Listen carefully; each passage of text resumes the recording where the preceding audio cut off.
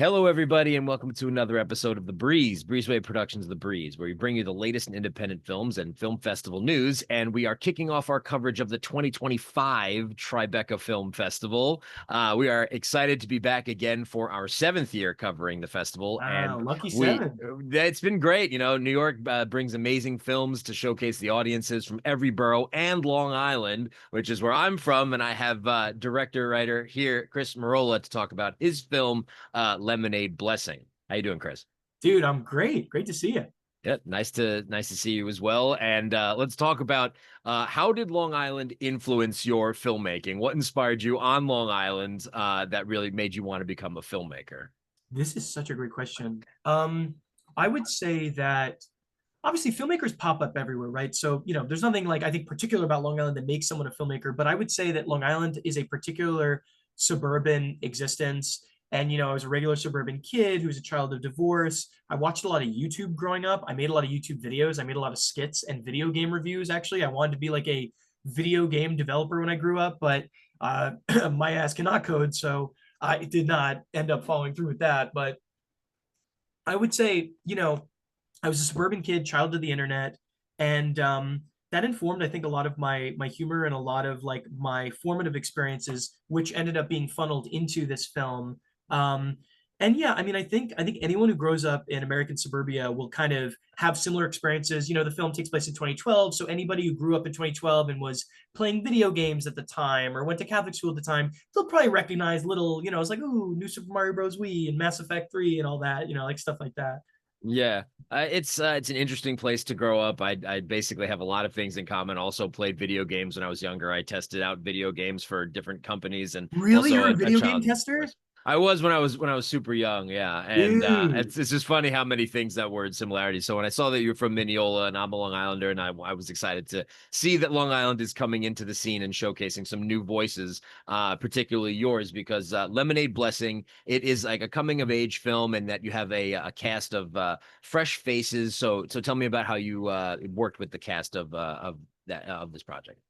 It was really important to me that we made a film like about adolescence that felt like truthful. I have nothing wrong with shows like Euphoria in principle, but like, I didn't want to cast a bunch of like hot 30-year-olds to like, fuck on camera basically. So like I wanted to have a story that dealt emotionally with the coming of age, the romantic trials and tribulations of being 15 and falling in love. And so it really mattered to me that like I casted people that felt like real people. And I had seen Jake in eighth grade when I was actually his age when we shot the film. So I was 20 when I first saw Jake in eighth grade. He was like, I don't know, 13 or 14 at the time. Mhm. And he was only in two scenes, but he struck me as so specific and truthful. Oh my God. Like I still remember him talking about how he has all the sauces for the chicken nuggets. Like I literally cannot forget that scene. It's singed into my memory forever. And so he was on the pitch deck, when I was like putting it together in film school and I was like, getting ready to make it. Like he was the sort of idea for it. Lilith was someone that we found through a traditional casting process, and Sky was absolutely the character. Like everything that she felt was so internal, but she was also so good at like letting through just a few of her emotions. Like she was good at playing, like she was covering up her emotions, but like adults who are really good at reading faces could see that she was covering up her emotions or playing pretend and self mythologizing. And they had an incredible chemistry read. And yeah, I mean, from a perspective of like truthfulness, it was so obvious to go with them. Maybe there was considerations like we had some people trying out who had like, combined like 10 to 15 million social media followers. And like, I think that's a big thing in casting today where they just show you the amount of followers that someone has. And I think this is really misguided. I think we should go with what feels authentic. We should not just pair together people who are popular. We should pair together people who are right for the characters, because what's better than, attaching yourselves to the coattails of a star is to try and take a swing and make a star. You know what I mean? Like, why not like let's all get into the boat and see if a rising tide can lift us. Let's try and do it, and that's kind of my attitude for it. And that's why I casted them. And it was a joy to work with them.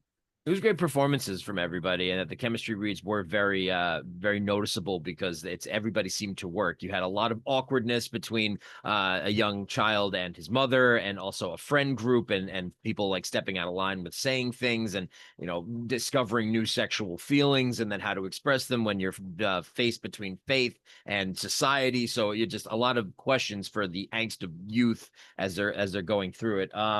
Was there ever any scene that made you feel like anxious while you filmed it because there was a lot of pushing boundaries, between faith and children understanding their emotions, betraying things? Like, is there anything you were uncomfortable with from your script? Dude, I mean, it would be quicker to answer like what scene didn't make me Yeah, feel fucking uncomfortable. You know what I mean? Like, yeah, yeah, dude, I yeah. mean, like, I'm literally, we shot a couple days on Long Island. We shot 4 days at my mom's actual house because I couldn't find a house that would play my mom's house better than my mom's house. We also stole on the Bethpage bike trail the geese, and 3 geese just happened to be there when we shot. It was perfect. I was so excited. But dude, like, I mean, I told my mom we were shooting, I was like, you maybe don't want to be on set for this. And she was like, no, no, I want to be on set. So like her and my sister are literally like off screen, like 10 feet off screen when we're shooting these absolute screaming matches between, people who ostensibly are very inspired by my parents.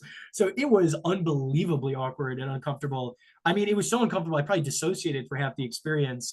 It was insane. So from the interpersonal level, it was uncomfortable, and then also just from a pure stress level of like making an independent film, and having days where you're shooting 40 setups, and some days you're shooting 7.5 pages, and it's like 3 pages of outdoor scenes, and the weather is not working with you, and there's fucking planes flying overhead, and you're like, oh my god, am I done? Am I toast? So there was so much about it that was uncomfortable. Frankly, there was probably only like 3 days where I didn't feel uncomfortable, if I'm being honest. Yeah. Yeah. There was one particular shot which I wanted to talk a little bit about your cinematographer. You have a mix of giving communion. Your cinematographer has a shot of looking down on one of the talent, and then the music overplaying it just feels so wrong. I mean, the whole Yeah. point of making a good movie is that the audience feels something, and I felt that more than any other shot in the movie. So tell me about how you worked with your cinematographer to get the images that you wanted, because that one struck a tone with me as working with a strong impact.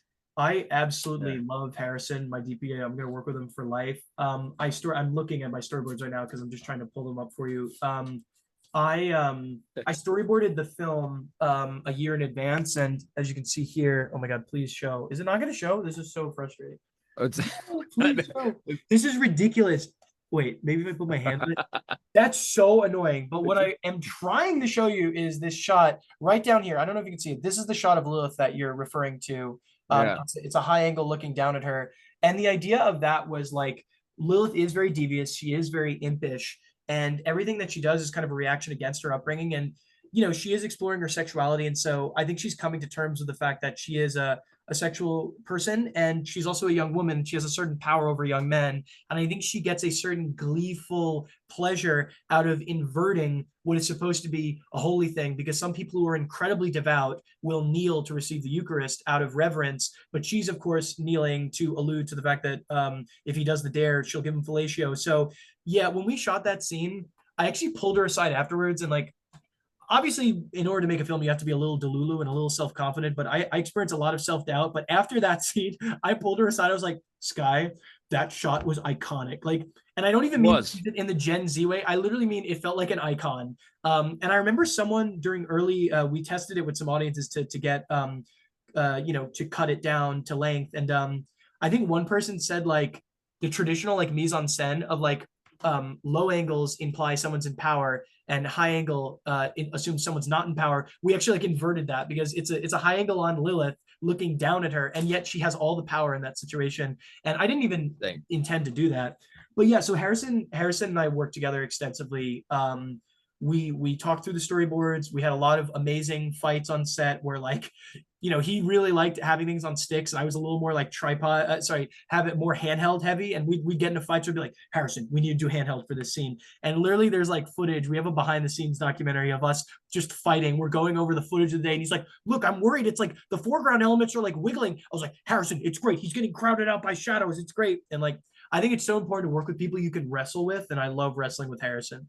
Yeah, I think that you two work together well. Overall, I very much enjoyed the film, and we want our audiences to go and check out Lemonade Blessing, which will be premiering at the Tribeca Film Festival this year. Do you know when and where your film will be shown at the festival? Yeah, it'll be June 5th at the SVA Theater at 7:15. Unfortunately, it's all rush tickets for the first 2 or 3 screenings right now. So if you want to see it, you'll probably have to get online a little early. I'm sorry, but hopefully we'll get distribution. Everyone can see it soon, whenever the distributor would decide to release it. Well, to have all the tickets already sold, that's a great problem to have as a filmmaker. So people are coming out to see that, to see the film. And where can people go to find out more about it if they want to check it out on socials?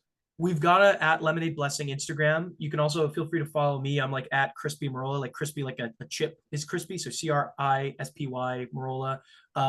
Feel free to follow either of those. You can follow Jake Ryan on Insta, or also Skyless Freeman. Those are all places where you can find updates for the film.